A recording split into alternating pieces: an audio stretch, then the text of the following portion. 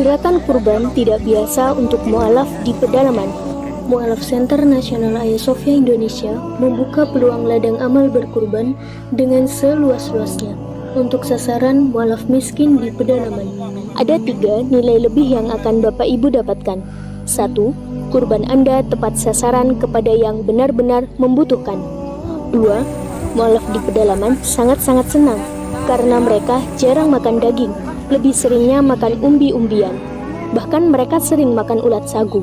Jangankan daging, beras saja mereka tidak mampu untuk beli. 3. Nama Anda akan kami cantumkan di dalam laporan video pelaksanaan kurban.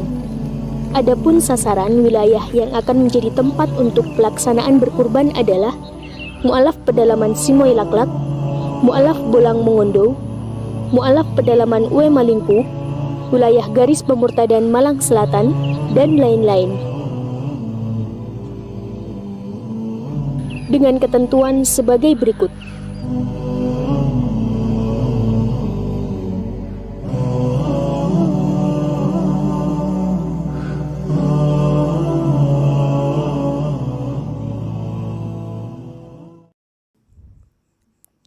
Bismillahirrahmanirrahim. Assalamualaikum warahmatullahi wabarakatuh.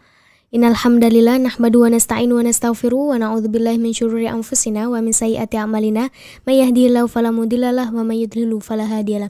Asyhadu an la ilaha illallah wa asyhadu anna Muhammadan abduhu wa rasuluh, amma ba'd. Alhamdulillah sahabat Ayasofya dimanapun Anda berada yang dirahmati oleh Allah, jumpa lagi di YouTube channel Mu'alaf Center Ayasofya bersama saya Niro Khairunisa. Alhamdulillah pada kesempatan malam hari ini kita dapat bertemu secara virtual kembali. Kita akan mendengarkan paparan kristologi bersama Ustaz Ahmad Kainama. Dan tema kita pada malam hari ini adalah Ashabul Kahfi. Apakah mereka semua adalah murid Yesus? Kita akan membahas Ashabul Kahfi pada malam hari ini bersama Ustaz Ahmad Kainama di YouTube channel Mu'alaf Center Ayasofya. Jadi tetap pantau dan ikuti terus paparan kristologi dari Ustaz Ahmad Kainama, dan juga kami dari Mu'alaf Center Nasional Ayasofya Indonesia mengadakan kurban yang akan kami sebarkan ke dalam pelosok desa kampung mu'alaf miskin di pedalaman. Mereka jarang makan daging, sering-seringnya makan umbi-umbian, bahkan mereka makan ulat sagu. Nah, bagi sahabat Ayasofya yang mungkin ingin berkurban bersama kami di Mu'alaf Center Ayasofya, silakan saja kunjungi hotline kami dan bertanya-tanya di nomor 0851 7301 0506. Baik, alhamdulillah telah bergabung juga bersama kita di sini Ustaz Ahmad Kainama. Mari kita sapa terlebih dahulu. Assalamualaikum Ustaz Kay. Waalaikumsalam warahmatullahi wabarakatuh. Ustaz Zamiru bersama Ustaz Dani. Iya, Ustaz Dani. Alhamdulillah. Ustadz Ipung bersama keluarga dan semua Ustazah di Ayasofya. Ustazah Ibu Etika Sukron ya. Lalu Ustadz Profesor Nasir Tajang. Jazakallah khairan. Barakallah. Silakan Ustazah Niro. Alhamdulillah, dan juga bergabung bersama kita di sini ada Bunda Yun juga Ustadz Kay. Alhamdulillah. Oh ya, barakallah. Assalamualaikum minal aidin wal faidin. Taqabbalallah minna wa minkum. Siyamana wa siyamakum. Taqabbalallah ya karim. Ustazah, barakallah. Bersama keluarga semua. Sehat-sehat. Alhamdulillah. Dan tema kita pada malam hari ini Ustadz, yakni Ashabul Kahfi. Apakah mereka semua adalah murid Yesus? Baik. Ashabul Kahfi. Ashabul Kahfi. Ustadz, izin untuk menyapa dulu. Baik. Silakan. Ya, baik. Sahabat Ayasofya dimanapun Anda berada yang dirahmati oleh Allah, yang telah hadir bersama kita di sini secara virtual tentunya. Coba chat di live chat kita telah hadir dari kota mana saja, kita absen bersama-sama. Ini sudah sampai mana ya kalau boleh tahu? Kadang kita sering kedatangan dari mancanegara, bahkan di dalam negeri, luar negeri, semua insya Allah berkumpul bersama kita Mu'alaf Center Ayasofya. Kita mendengarkan paparan kristologi bersama Ustaz Ahmad Kainama secara virtual. Yang pertama hadir dari Assalamualaikum warahmatullahi wabarakatuh. Waalaikumsalam semuanya. Alhamdulillah. Manado, Bulmung hadir. Medan, Banjarmasin, Tual hadir Pak Ustadz. Wah, terima kasih banyak. Yang lainnya dari mana ini? Daerah saya itu. Barakallah, silakan dilanjut saja. Dari Tangerang Kota menyimak, Tangerang Banten hadiroh. Tanjung Balai Karimun Kepulauan Riau hadir. Malang hadir. Terima kasih banyak.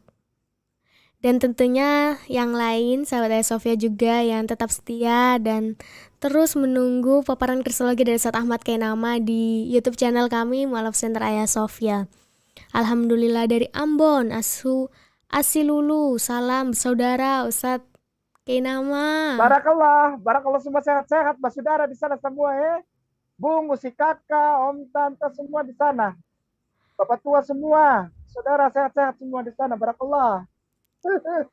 Alhamdulillah, Padang, Kalimantan Timur juga hadir. Insya Allah kita akan siap untuk menyimak paparan kristologi kali ini bersama Ustadz Ahmad Kainama.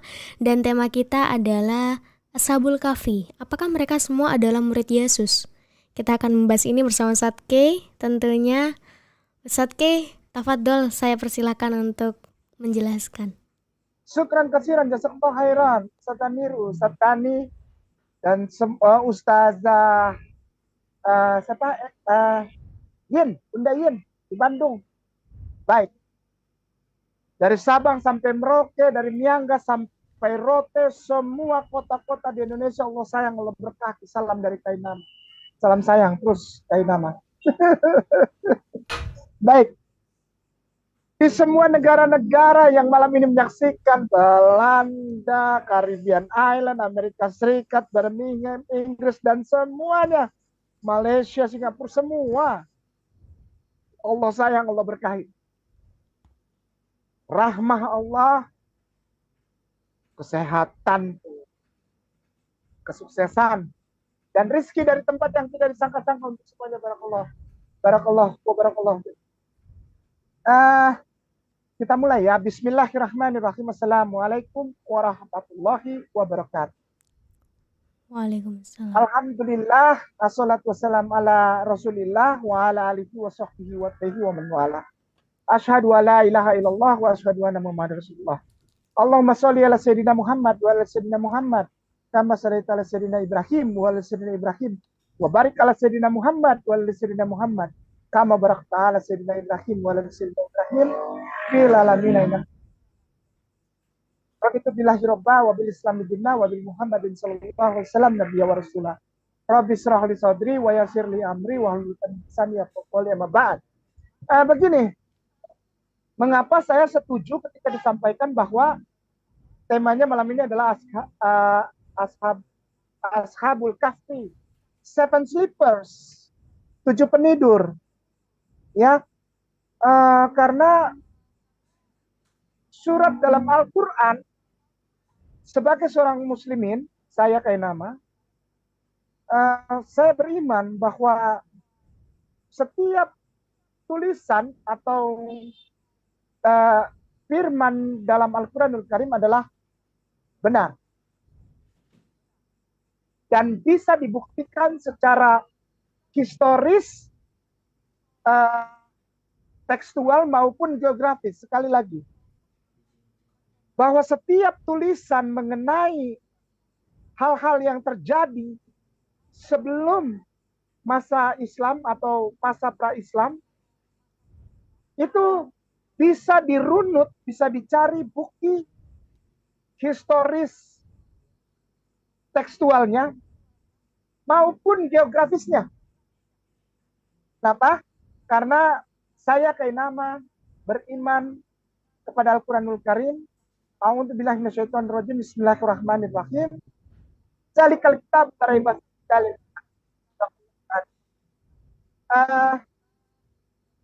Tidak ada keraguan di dalam ayat suci Al-Quran. Itu firman Allah. Dan hal ini berlaku bagi orang-orang yang bertakwa. Begitu ya. Kalau Anda tidak bertakwa, ya nggak apa-apa. Kami umat Islam tidak paksa. Itu terserah Anda. Ya. Yang penting kami menghormati iman Anda semuanya, dan kajiannya adalah kajian kristologi dilihat dari sisi ilmiah. Baik. Ashabul Kahfi belakangan ini dipakai oleh, ya mungkin sudah hampir sekitar 1 tahun, selalu berulang-ulang menyatakan, itu lihat, orang-orang Islam bilang itu Al-Quran itu ini daripada ini ya, sumber ini, kata-kata ini dari saudara kita Kristen, ya, dan Katolik. Karena memang tersangkut kisah Seven Sleepers atau Ashabul Kahfi ini kepada wilayah kisah-kisah mereka. Saudaraku tersayang di Republik Indonesia yang diberkahi Allah, Kristen dan Katolik. Ya, jadi mereka bilang begini, sudah hampir setahun lah. Ya, tuh lihat orang-orang Islam, apalagi mualaf Kainama, dia mengikuti tulisan yang Kainama dan orang-orang Islam, muslimin wal muslimah percaya sebagai firman Allah, ternyata itu cuma legenda, mitos. Wah, saya sedih, saya bilang, wah, kenapa begini? Tidaklah, tidak akan mungkin begitu. Ya, karena dilihat salah satu contohnya adalah yang malam ini kita angkat sebagai tema, apa itu? Ashabul Kahfi atau Seven Sleepers, 7 penidur. Nah, temanya malam ini, apakah ketujuh orang ini ditambah 1 ekor guguk, ketujuh orang ini yang tidur, ya, ketujuh orangnya, ya, ketujuh pemuda, karena disebutnya Yud, Y-O-U-T-H, Yud. 7 pemuda ini apakah murid Yesus? Itu temanya. Tapi seperti biasa, Kainama akan mulai dari fondasinya, dasarnya. Bagaimana mungkin kita bisa cari tahu apakah mereka murid Yesus atau tidak, kalau kita tidak bisa pastikan bahwa Al-Quranul Karim benar. Ada catatan sejarah tentang arti, historical evidence-nya ada. Historical tulisan-tulisan tua itu ada. Catatan-catatan sejarah dari orang-orang yang hidup di zaman itu ada. Kita kasih tahu dulu ini. Begitu ya. Pemirsaku yang sangat aku sayangi dan aku hormati, pemirsa Ayah Sofia Mualaf Center YouTube channel, dan tentu saja muslimin wal muslimah rahimakumullah. Seven Sleeper atau kisah dalam Al-Quran yang disebut surat Al-Kahfi itu bukanlah legenda, bukan mitos. Maaf ya, bukan mitos, ini firman Allah. Kayak nama aja yang mualaf ini tidak ragu. Ya, kepada saudaraku muslimin wal muslimah rahimakumullah, jangan ragu pada firman Allah. Jangan pernah ragu. Ketika Anda ragu, bahaya. Ya, tidak boleh ya. Baik. Sebelum langkah ke apakah ini murid Yesus, kita pastikan dulu yang kita bicarakan ini legenda atau mitos atau nyata. Karena kalau mitos percuma. Percuma orang coba mitos, legenda, kisah, cerita zaman dulu-dulu. Aduh, enggak lah. Percuma, ya. Gitu.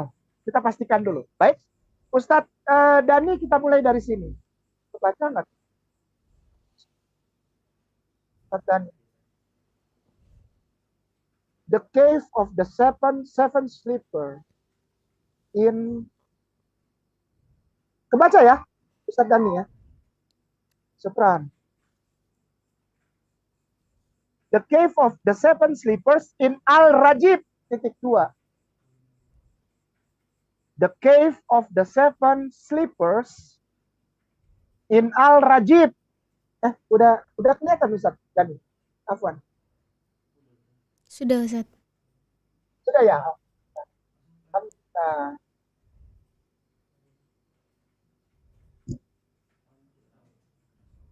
Syukran Ustaz Dani.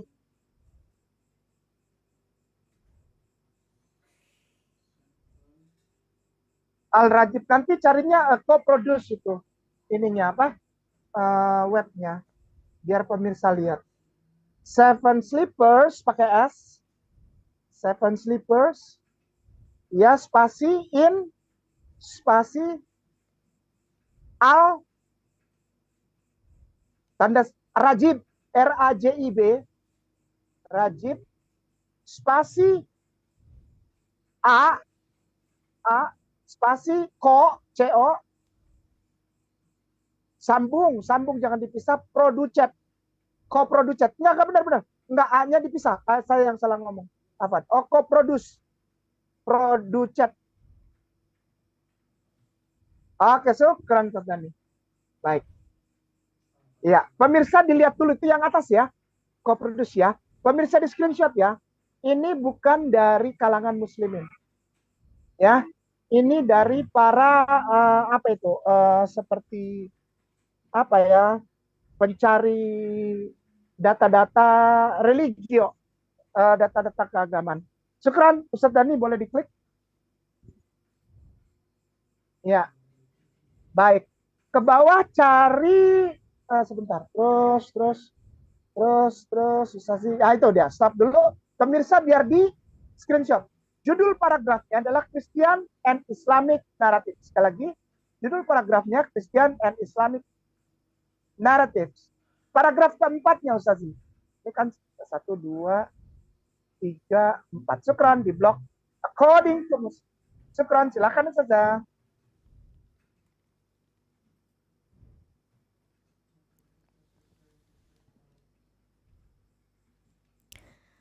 Menurut penafsir Muslim, orang-orang Yahudi Madinah bertanya kepada Muhammad tentang cerita ini untuk memastikan keaslian ramalannya. Seperti yang sering terjadi, Al-Quran mengacu pada cerita secara umum dalam ayat 18, 7-18, 26. Ini kemudian memberikan koreksi terhadap narasi Kristen yang menyatakan bahwa banyak yang memperdebatkan detail insiden tersebut, tetapi detail ini tidak signifikan. Yang penting adalah komitmen para penidur terhadap monoteisme dalam menghadapi penindasan dan kemampuan Tuhan untuk menunjukkan kebenaran kebangkitan. Seperti cendekiawan Kristen, cendekiawan Muslim berusaha menemukan narasi tersebut secara historis dan geografis. Al-Tabari dan Al-Waqidi, misalnya, menunjuk ke lokasi di Yordania modern, sementara yang lain menunjuk ke lokasi di Turki. Syukran Ustazah, syukran Ustaz Dani. Pemirsa tolong perhatikan itu terjemahannya. Yang pertama yang ingin saya ajak pemirsa untuk melihat, pemirsa muslimin wal muslimah rahimakallah. Menurut penafsir Muslim, sekali lagi, menurut penafsir Muslim, orang Yahudi Madinah. Nah, sudah ada orang Yahudi di zaman itu. Orang Yahudi Madinah ini yang bertanya kepada Rasulullah. Jika tidak ditanya, maka saya rasa hal ini tidak menjadi penting gitu buat orang-orang non-Muslim, saudara-saudaraku tersayang non-Muslim di Republik Indonesia ini. Ya, mereka bilang itu datangnya dari Rasulullah Sallallahu Alaihi Wasallam mengarang cerita. Tidak, ditanya oleh orang Yahudi. Sehingga Rasulullah menunggu firman Allah dan baru menjawabnya. Berarti orang Yahudi sudah tahu kisah ini. Mereka ngetes, mereka mencobai, menguji. Apakah benar ini orang ini bisa mengetahui kisah ini? Karena tidak semua orang mengetahui kisah ini. Orang Yahudi Madinah, sekali lagi, orang Yahudi Madinah dan orang Kristen Najran.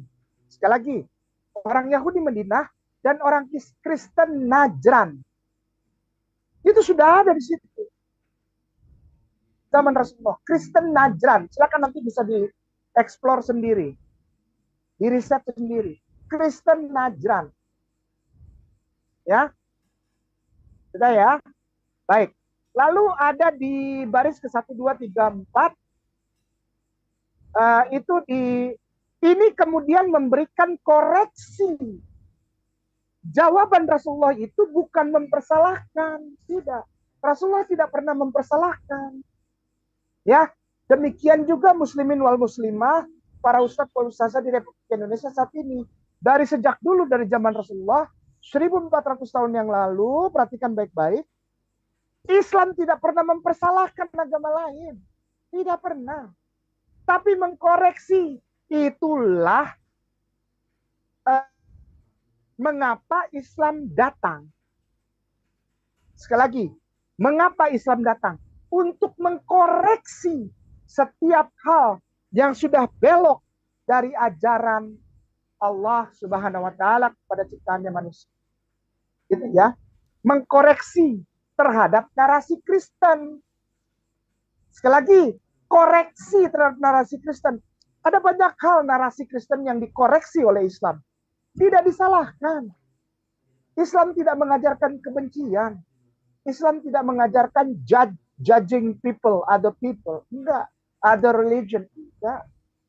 Islam tidak pernah mengajarkan untuk menghakimi, menuduh, menyalah-nyalahkan, apalagi menghina, menyerang, menghujat. Enggak ada. Tidak ada. Mengkoreksi. Ada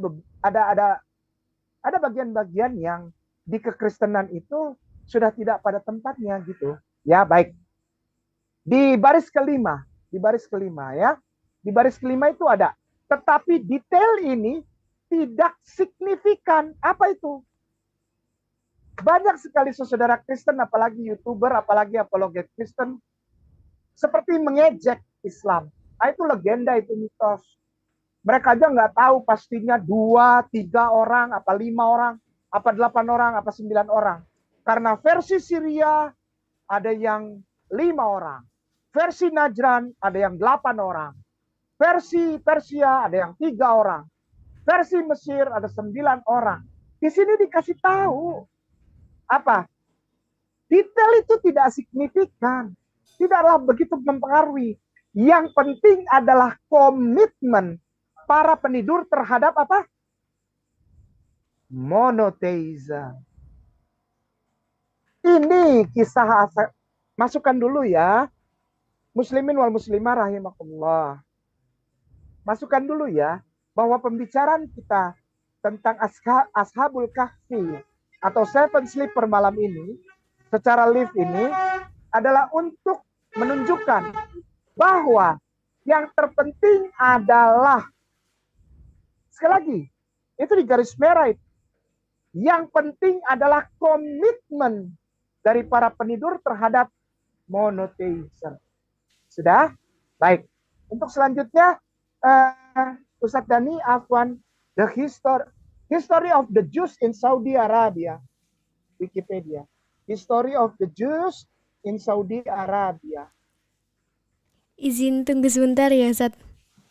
Oke, sekarang. Ya, pemirsa nanti saya tulis, nanti bisa lihat dan bisa ini lagi, di riset lagi ya.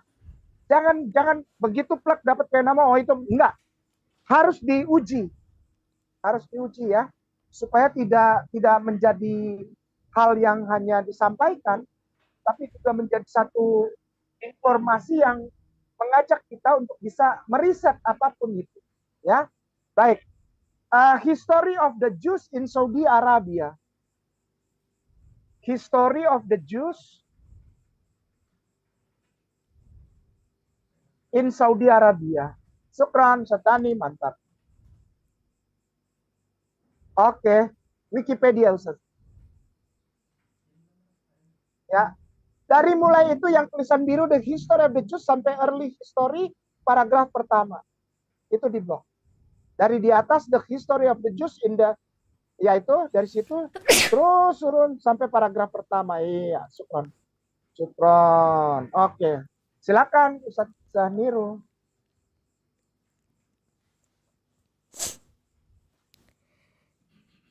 Sejarah orang Yahudi di wilayah Arab Saudi modern dimulai pada zaman Alkitab, setidaknya sejak kuil Sulaiman.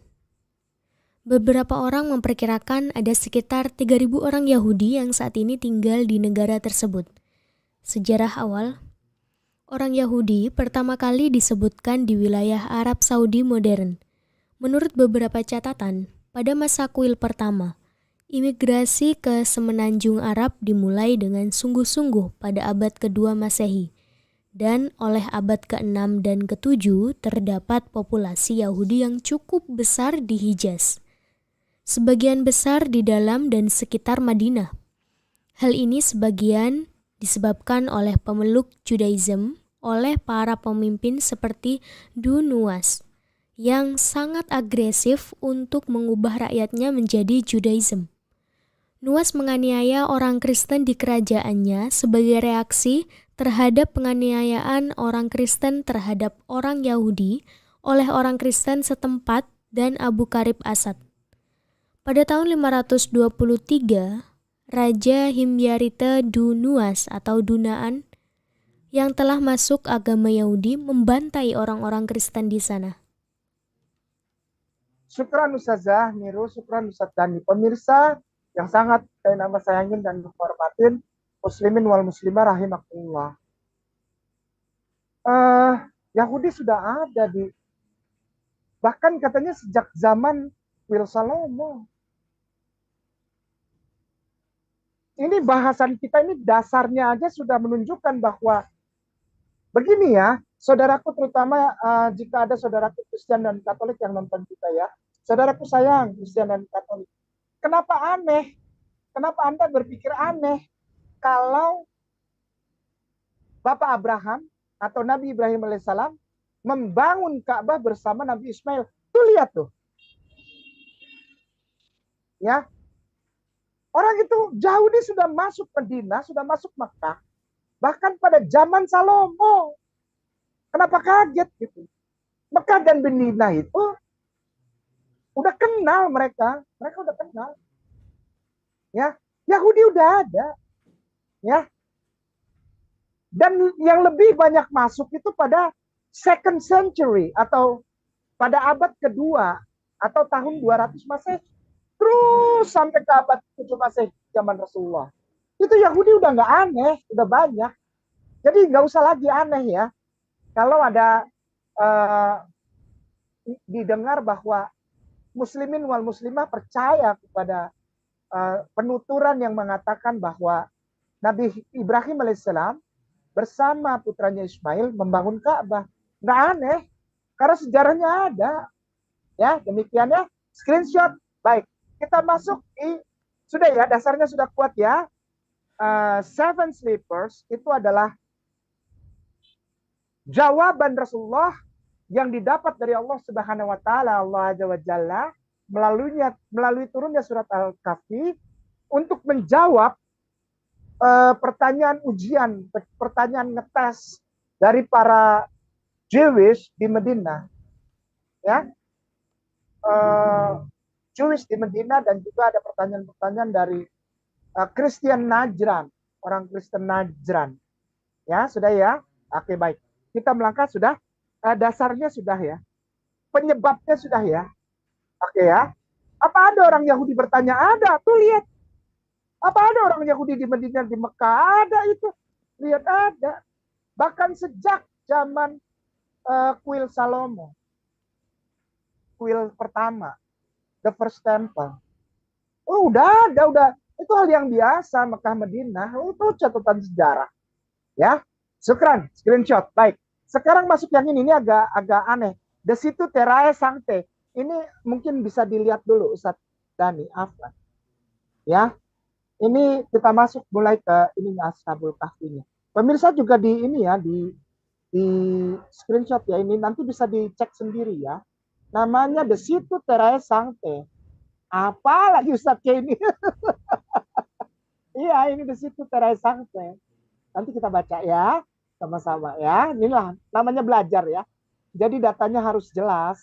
Datanya nggak boleh karang. Ya, baik.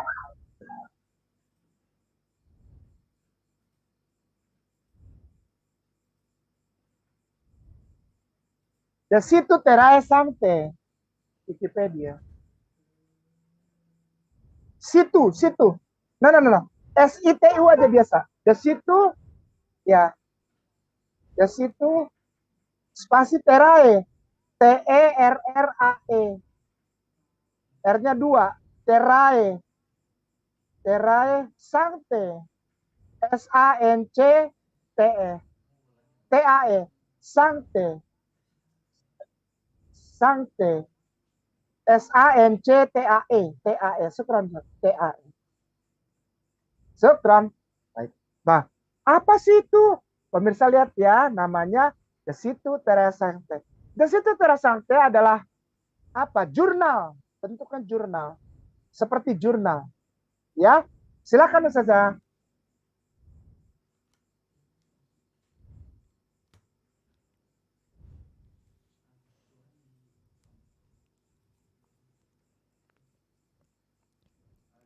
Di situ Teraya Sante adalah laporan singkat abad ke-6 tentang ziarah ke Tanah Suci. Pengarangnya diidentifikasi dalam manuskrip abad ke-9, Codex Vaticanus 6018, sebagai diakon agung Jerman bernama Theodosius. Karya tersebut mencakup daftar tempat dan rute, dan kadang-kadang komentar atas bagian-bagian Alkitab yang relevan. Menggabungkan genre itinerarium dengan cerita-cerita yang mengingatkan pada catatan perjalanan modern.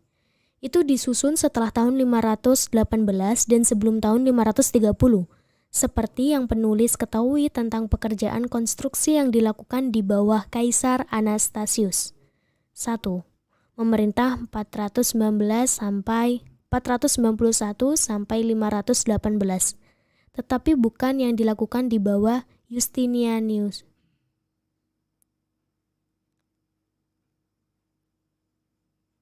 Iya, syukran Ustazah, syukran Ustaz Dani.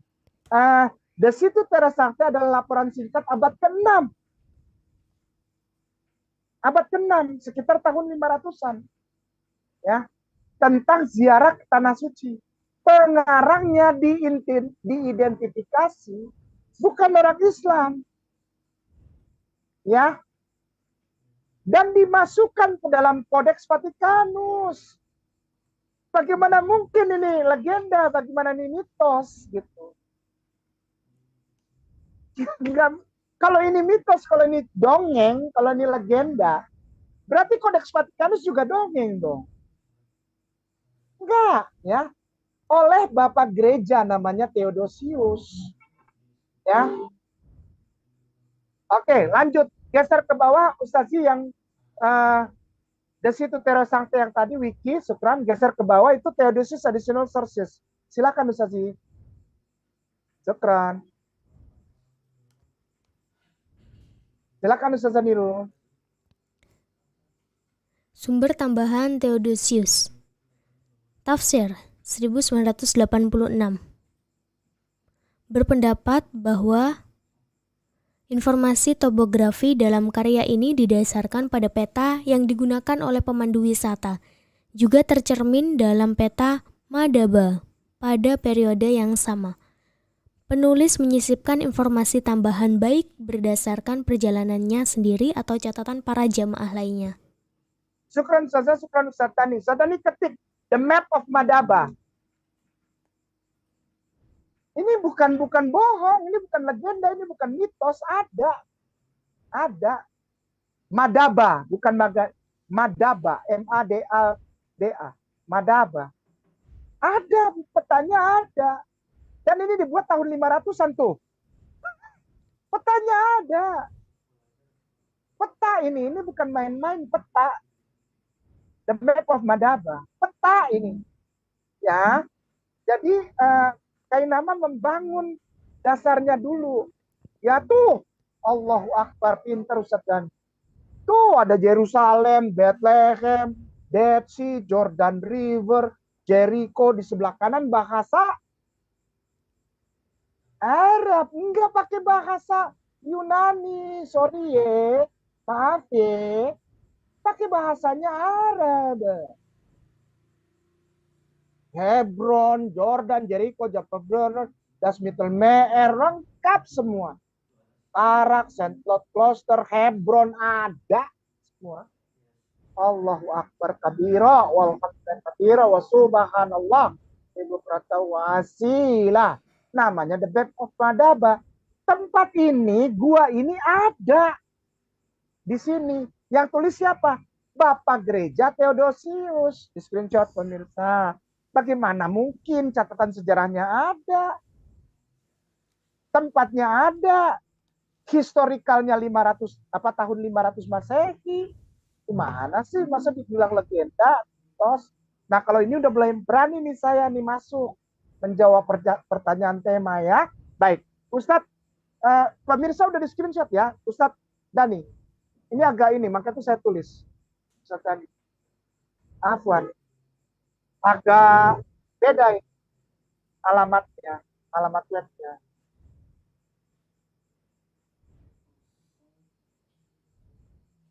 Kelihatan nih Ustaz Dani? Iya, terlihat Ustaz. Syukran.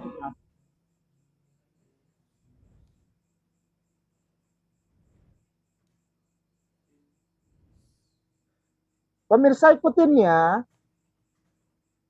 Harus ikutin.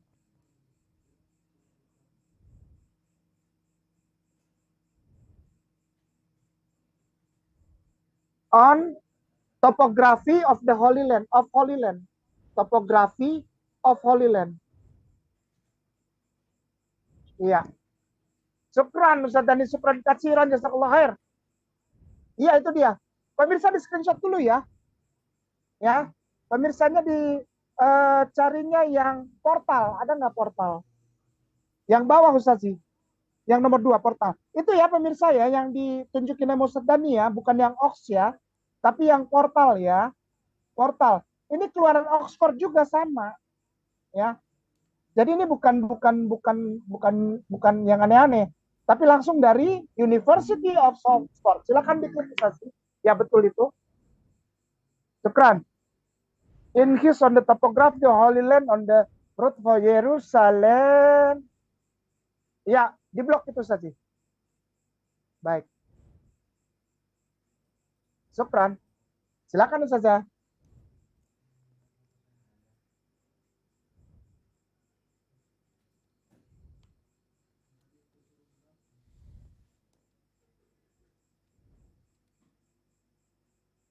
Belum muncul.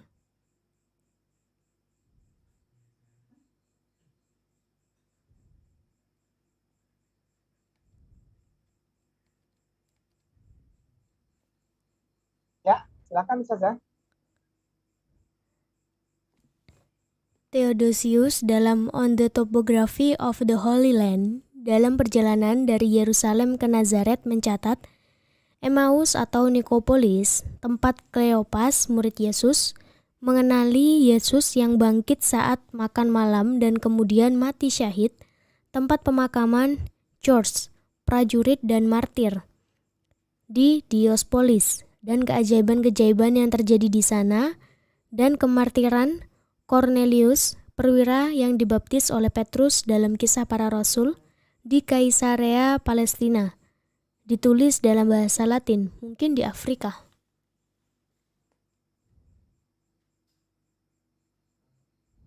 Syukran Ustazah.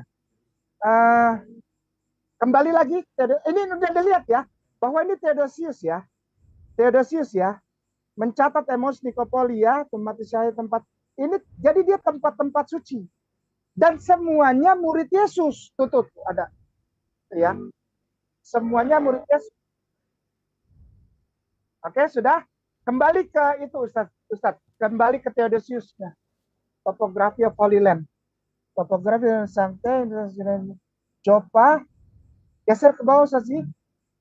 From Jerusalem to Shiloh, terus text evidence George Soldier, terus ke bawah Ustaz. Saint. Masih ada kan? Banyak evidence Palestine, Palace, Kartage, Caesarea, terus. Oke, kembali ke ini. Coba kita lihat Ox. Coba Ustaz. Ox. Oh, apa sebentar Ustaz. Oh, nggak apa-apa deh. Ox nggak apa-apa. Klik. Ox, Syukran. Oke, ini di blok. Ini di blok. Oh, bukan. Bukan yang tadi. Ah, itu yang atas. Syukran Ustaz. Pemirsa, tadi sudah dibacakan ya. Nanti kita kembali lagi ke situ kok. Sebentar dulu tahan Ustaz Dani. Pemirsaku yang disayangin dan insya Allah dimuliakan Allah Subhanahu wa taala. Muslimin wal muslimah rahimakumullah. Oxford mencatat tulisan Theodosius. Sekali lagi, Oxford University memberikan nomor, kodeks kepada tulisan tua dari siapa? Bapak gereja namanya Theodosius. Ini Bapak gereja. Ya. Tentang perjalanannya. Yang tadi kita lihat sebelum ini halamannya, yang portal itu menyatakan bahwa dia mencatat semua tempat-tempat martir murid Yesus. Tema hari ini apa, Ustazah? Ashabul Kahfi. Apakah mereka murid-murid Yesus? Oke, ini jawabannya. Barakallah, silakan Ustaz. Dani. Kok cepet banget Ustaznya? Ya nggak tahu, silakan aja. Silakan Ustazah. Kok cepet banget Ustaz kayaknya? Enggak. Ini ditranslate aja dulu, Ustaz. Oh iya. Silakan.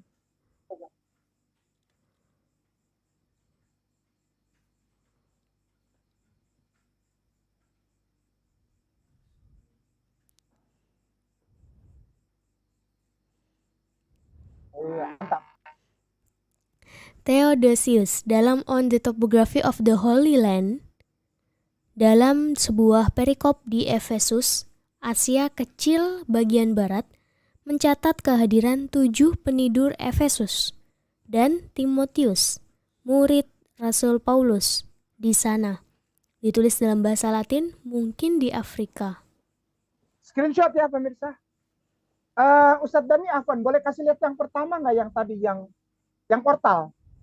Afwan, jangan marah Ustadz Dani. Pemirsa di screenshot dulu yang portal ya. Yang portal ya, yang portal. Yang portalnya di screenshot. Theodosius itu bukan orang mimpi, bukan legenda. Theodosius ada. Bapak gereja dia, ada. Ya ini ya, dikatakan bahwa Holy Land, a route from Jerusalem to the North, Emmaus. Orang Kristen pasti tahu. Ada namanya Yesus dalam perjalanan ke Emmaus. Where Cleopas, murid Yesus, recognize the rising Jesus. Mengenali Yesus yang telah bangkit, namanya Cleopas. Later suffered martyrdom. Jadi si Bapak Gereja Theodosius ini mencatat tempat-tempat martir murid Yesus. Dan di antara murid Yesus itu, ini udah di screenshot. Nah sekarang kita baru ke Ox. Gitu Ustaz Dani. Ya sudah. Theodosius in his On the Topography of the Holy Land. In the passage of Efesus. Beliau sampai di Efesus untuk mencari sumber-sumber data kemartiran dari murid Yesus. Dan di situ ada murid Yesus yang namanya Seven Sleepers of Ephesus bersama dengan Timotius, the disciple of Paul the Apostle. Ya, murid Yesus. Kristen dong berarti. Ini sabar dulu. Ini belum terjawab semua saja. Tenang aja. Ya. Oh berarti Kristen gitu. Itu Kristen. Ya berarti jangan lagi bilang, "Hei, saudaraku Kristen yang aku hormati dan kusayangi. Jangan lagi marah-marahin menghina-hina Al-Qur'an ya. Dibilang di dalam Al-Qur'an ada mitos, ada legenda." Enggak. Yang membuktikan ini benar itu tuh Theodosius. Silakan ketik Ustaz Dani. Theodosius 2. Theodosius 2 Romawi. Orangnya ada, bukan legenda. Theodosius 2 Romawi. Oh, itu satu. 2 di bawah tuh, yang di bawah. Oke. Baik, silakan. Oke, langsung saja. Silakan Ustaz. Ada orangnya. Silakan. Theodosius II adalah Kaisar Romawi Timur dari tahun 408 hingga 450. Ia dikenang karena mengumumkan Undang-Undang Hukum Theodosius dan karena pembangunan tembok Theodosius di Konstantinopel. Ia juga mengawasi kontroversi antara dua pandangan kristologi, yaitu Nestorianisme dan Eutychianisme. Dalam Islam, para sejarawan berpendapat bahwa Theodosius II ini adalah raja yang telah beriman kepada Allah yang menemukan 7 pemuda Ashabul Kahfi yang tertidur di dalam gua selama 300 tahun lamanya untuk lari dari persekusi Raja Decius yang memerintah 300 tahun sebelumnya. Syukran Ustazah. Syukran Ustazah nih. Mudah sebetulnya menjawab ini tuh mudah. Ya, jadi kalau masih ada yang bilang surat Al-Kahfi di dalam yang mulia, di dalam kemuliaan Al-Quranul Karim itu legenda atau mitos, itu orang yang ingin menutupi kebenaran Al-Quran. Sejarahnya jelas kok. Baik, lanjut. Theodosiusnya ada. Dia yang mencatat, tempatnya ada. Dimasukkan ke dalam peta yang sejarah historical evidence-nya, bukti sejarahnya secara kasat mata ada.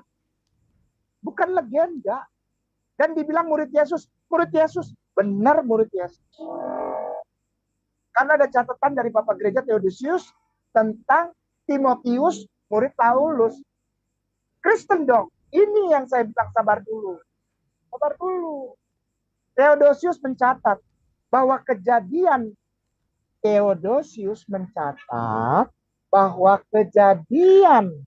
Seven Sleeper itu terjadi karena ada persekusi, penganiayaan oleh Raja Decius. Theodosius ini menemukan loh, itu baca ya. Dalam ini Theodosius II ini adalah raja yang telah beriman kepada Allah, yang menemukan 7 pemuda. Jadi 7 pemuda itu bangun tidurnya di zaman Theodosius. Sekali lagi, dia tidur nih di zamannya Decius karena dipersekusi atau mau dibunuh. Karena zaman Decius itu adalah pembantaian besar-besaran. Ya, orang ini ada di gua tidur. Nah, di zaman Decius dia tidur. Bangunnya di zaman Theodosius. Maka itu disebut 300 tahun sebelumnya. Yuk kita cek yuk. Decian persecution. Decian persecution. D-E-C-I-A-N. Persekusi. Persecution. Sukran. Decian persecution. Wikipedia aja. Kita. Oke, the decian persecution of Christian occurred. Oke, itu paragraf pertama aja kita baca. Nanti untuk detailnya pemirsa saya, muslimin wal muslimah, baca semua ya. Nggak mau itu. Itu aja. Dia nggak mau. Nanti berubah. Syukran. Silakan saja. Penganiayaan Decian terhadap orang Kristen terjadi pada tahun 250 Masehi di bawah Kaisar Romawi Decius.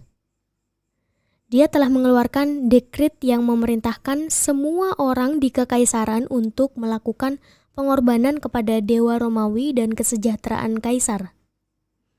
Pengorbanan harus dilakukan di hadapan seorang hakim Romawi dan dikonfirmasi dengan sertifikat yang ditandatangani dan disaksikan oleh hakim.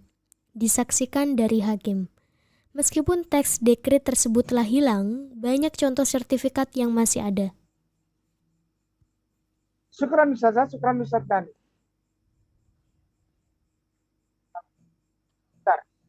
Penganiayaan Decian terhadap orang Kristen terjadi pada tahun 250 Masehi. Ada bukti sejarahnya tuh. Catatan sejarahnya bukan legenda. Di bawah Kaisar Romawi Decius, dia telah mengeluarkan dekret yang memerintahkan semua orang di kekaisaran untuk melakukan perbuatan pada Romawi dan kesejahteraan kaisar. Pengorbanan harus dilakukan di hadapan seorang hakim Romawi dan dikonfirmasi oleh sertifikat yang tanda tangan. Ya, ada kejadiannya. Ada. Bukan legenda, bukan mitos, bukan dongeng. Bukan dongeng. Yang Decius Edict ada, Ustaz. Ini udah di screenshot ya pemirsa ya, Decius Edict. Itu tuh di bawahnya. Decius Edict, bukan. Silakan Ustaz. Dekret Decius dimaksudkan untuk bertindak sebagai sumpah kesetiaan seluruh kekaisaran kepada kaisar baru yang berkuasa pada tahun 249 Masehi, yang disucikan melalui agama Romawi. Keyakinan monoteistik Kristen tidak mengizinkan mereka untuk menyembah dewa lain. Jadi mereka terpaksa memilih antara keyakinan agama mereka dan mengikuti keputusan tersebut. Syukran Ustazah, syukran Ustazah nih. Pemirsa baik-baik perhatikan ini. Perhatikan benar-benar asli. Baik-baik perhatikannya ya. Ya coba lihat perkata ini. Coba lihat.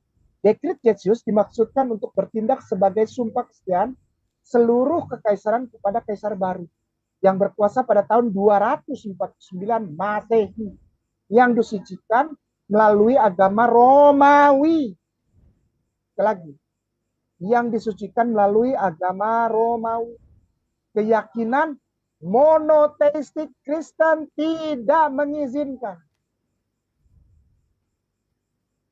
Seven Sleepers diketemukan oleh Theodosius.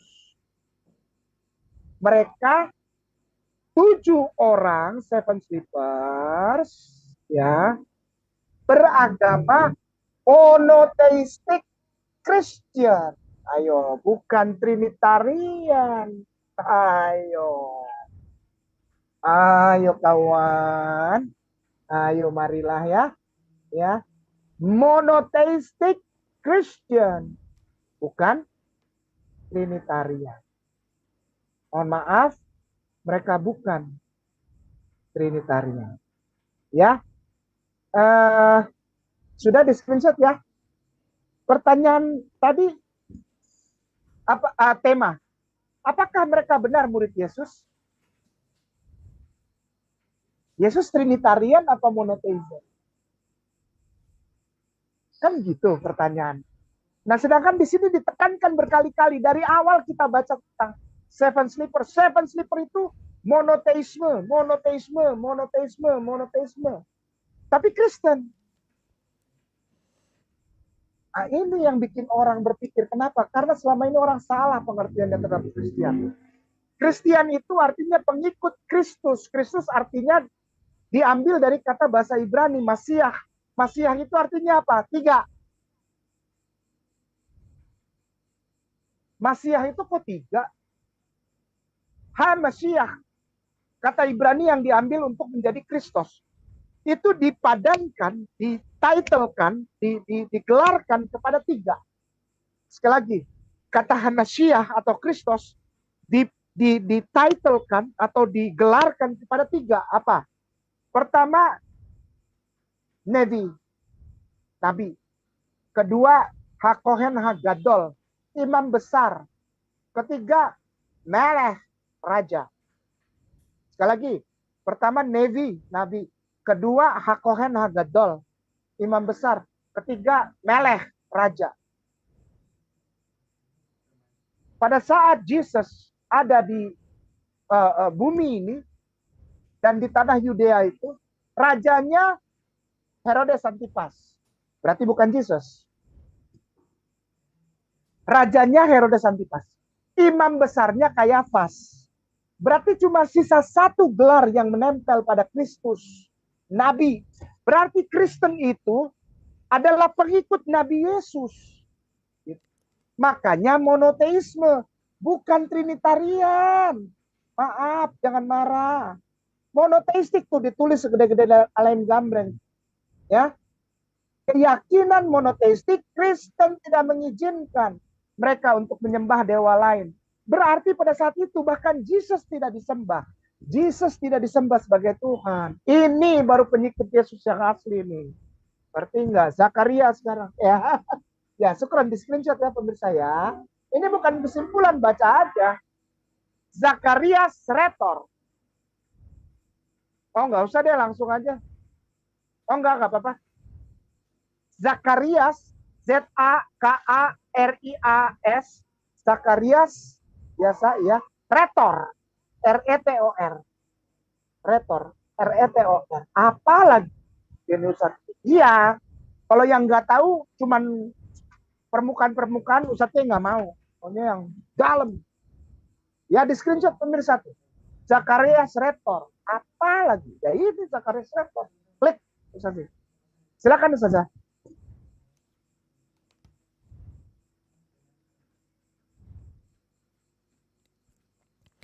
Zakaria dari Mitilen, juga dikenal sebagai Zakarias Scholasticus atau Zakarias Retor, adalah seorang uskup dan sejarawan gerejawi.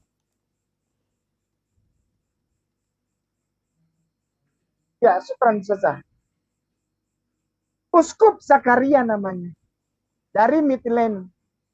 Ya, uskup besar. Ya, uskup besar. Itu hidupnya antara tahun 465 Masehi. Dia orang Gaza tuh. Lihatin.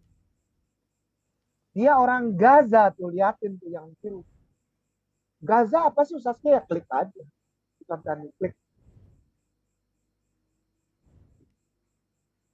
Gaza itu di mana sih?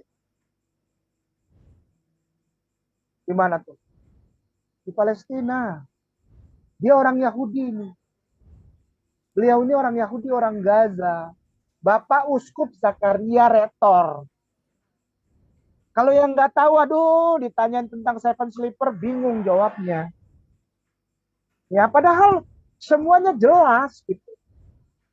Kalau tahu sejarah tentang teologi, sejarah kekristenan, yang membenarkan surat Al-Quranul Karim, surat Al-Kahfi adalah orang Kristen. Orang Kristen yang mana? Pengikut Yesus. Murid Yesus yang mana? Monoteisme, bukan Trinitarian. Monoteisme, bukan Trinitarian. Sekali lagi, monoteisme, bukan Trinitarian. Ngerti ya? Oke. Okay. Ketik Zakaria, Z-A-C-H-A-R-I-A-H, Z-A-C-H-A-C-H-A-R-I-A-H, spasi of, spasi M-I-T-Y-L-E-N-E, M-I-T-Y, M-I-T-Y, ditilen betul, spasi Syriac, S-Y, R-I-A-C, Syriac, R-I-A-C, spasi Chronicle, spasi Chronicle, Chronicle 1899, 18 susah sih, Afwan. tahun 1899, tahun 1899, book 2. Book 2. Enter. Iya. Tuh, screenshot pemirsa. Itu kalau main. Tertulian tuh, screenshot ya. Screenshot pemirsa. Aduh, inilah. Aduh, susah kalau nanya sama orang Kristen, kenapa? Mereka sendiri tidak menguasai ini. Ya. Coba geser ke bawah, Sus. Ya. Oke. Ya, in apa tuh? In brief. Bentar, introduction ya. Chapter 1 coba after ecclesian. Chapter 1. Chapter 1-nya mana?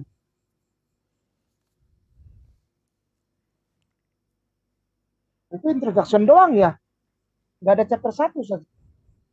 Oh, keluar deh, keluar Ustaz, keluar. Supaya kita nggak terlalu lama nyari-nyari. Zakaria of Nitilan Sirah Chronicle Introduction. Bukan introduction dia. Intro Chronicle 1899 book 2. Book 2-nya mana? Bener kok book 2. Chronicle. Nggak ada ya book 2 ya. Itu kasih Zakaria of Milen, Syria, Chronicle. 1899-nya dalam kurung Ustaz sih. 1899 dalam kurung. B-nya huruf besar Ustaz. 1899 titik. 1899 titik. B-nya huruf besar. Angka 2 biasa. Angka 2 biasa bukan itu.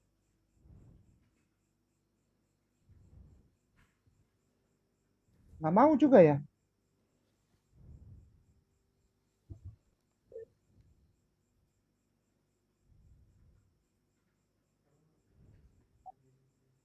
Harus ada ini. Kalau nggak ada, repot kita.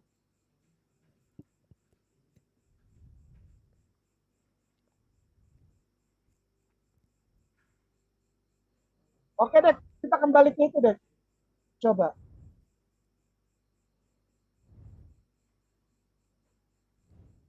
Tertulian ya, coba cari. Introduction, Syria Chronicle, terus translated into English, terus 1899 benar. Introduction, terus note to text Syriac material notes, terus ada nggak buka buku duanya Ustaz di situ? Aduh sayang banget ini kalau nggak ada. Ya benar tertulian.org, buku online. Wah nggak bisa buka. Aduh sayang sekali ya.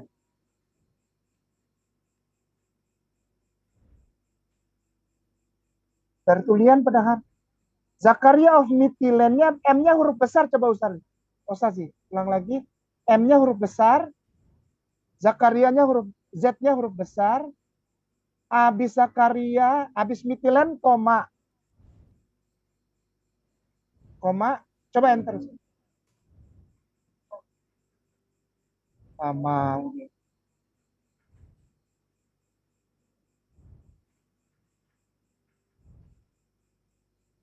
Gak ada ya. Aduh sayang ya. Padahal ya. Itu bagus sekali loh. Bisa buka loh. Book 2. Titik. Book 2 titik.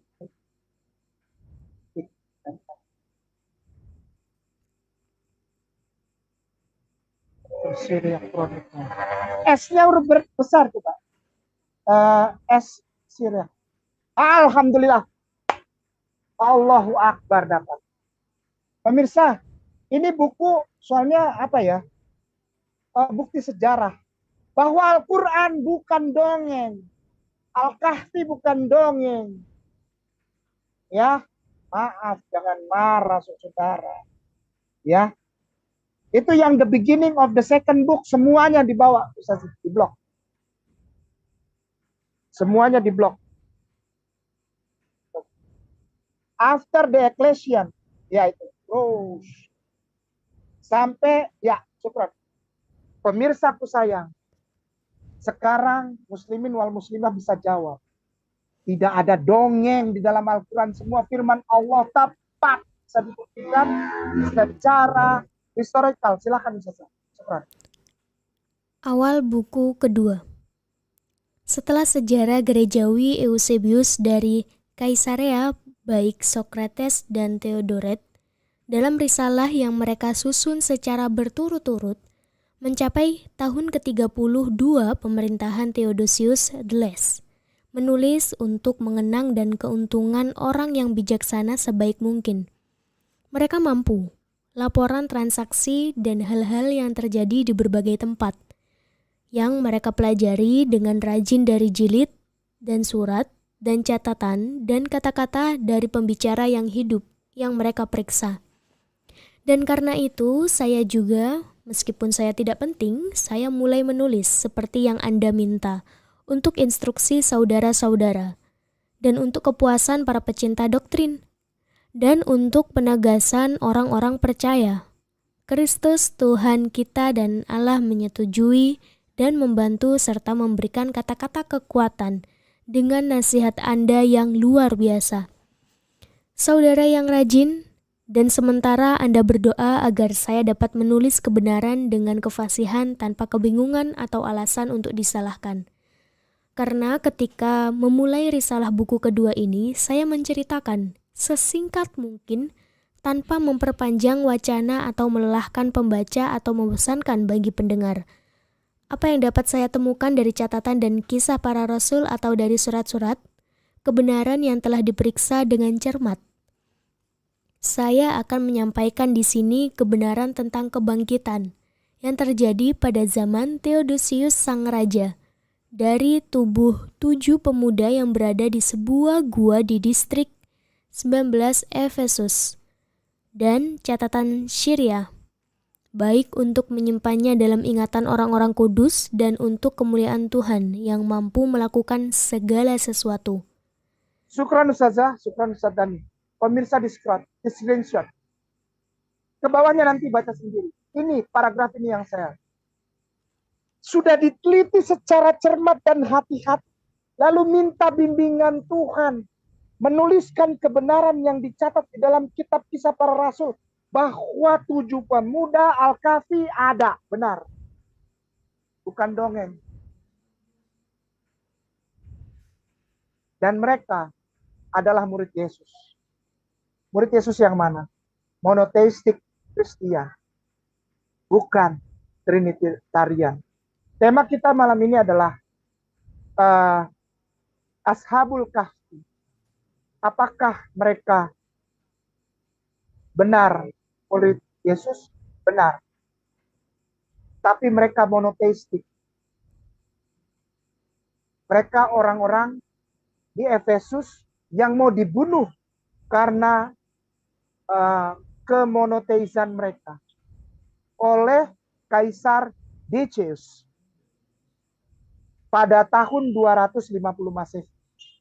Mereka tertidur di gua tersebut dan begitu bangun mereka bertemu dengan seorang bapak gereja besar namanya Theodosius II yang juga adalah bagian dari kekaisaran atau the Roman Empire. Hal ini distempel kebenarannya oleh Bapak Gereja Uskup Agung Zakaria Rator. Ya. Naik lagi ke atas tahunnya Ustaz ya, Afwan, jangan marah. Naik lagi ke atas, geser ke atas, tahunnya ada nggak di situ? Awal buku kedua tuh tahun berapa itu? Nggak ada ya. Apa di situnya, di ratornya mungkin ada. Chronicle. Enggak, ini terjemahan ya, 1899 itu terjemahan. Afternya pokoknya tahun seginilah.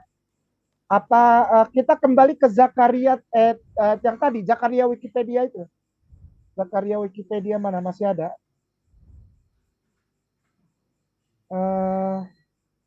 Zakaria Rator itu tadi, Zakaria. Bukan Zakaria Rator. Ini kan Zakaria tuh. Zakaria Rator yang Wikipedia. Enggak ada ya. Ini Theodosius. Zakaria Rator ya. Ya, tahunnya kita lihat ya. 465 lahir di Gaza dan meninggal setelah tahun 530 Masehi. Ya. Seorang uskup dan sejarawan gerejawi. Jadi kepada saudaraku yang aku sayangi dan aku hormati di Republik Indonesia ini, Kristen dan Katolik yang sering mengatakan bahwa orang Islam percaya dongeng, percaya mitos, percaya legenda. Surat Al-Kahfi itu dongeng, tidak. Siapa yang bilang? Bapak gerejamu. Dari mulai Theodosius, dari mulai kejadian Decius, Kaisar Roma, dari mulai Zacharias Rator, semuanya uskup besar dan mencatat ini sebagai kisah yang suci,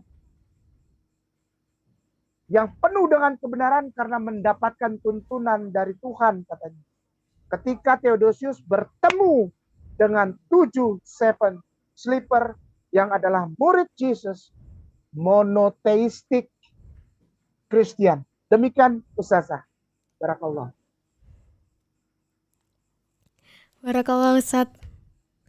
Alhamdulillah terjawab dan sangat runtuh sekali. Terima kasih banyak untuk penjelasannya. Insya Allah jelas dan sahabat Ayah Sofia juga insya Allah bisa memahaminya. Amin insya Allah. Syukran kasiran ya Ustaz Daniru. Ustaz Dani, syukran. Jazakallah khair. Ustaz Ipung, selesai ya.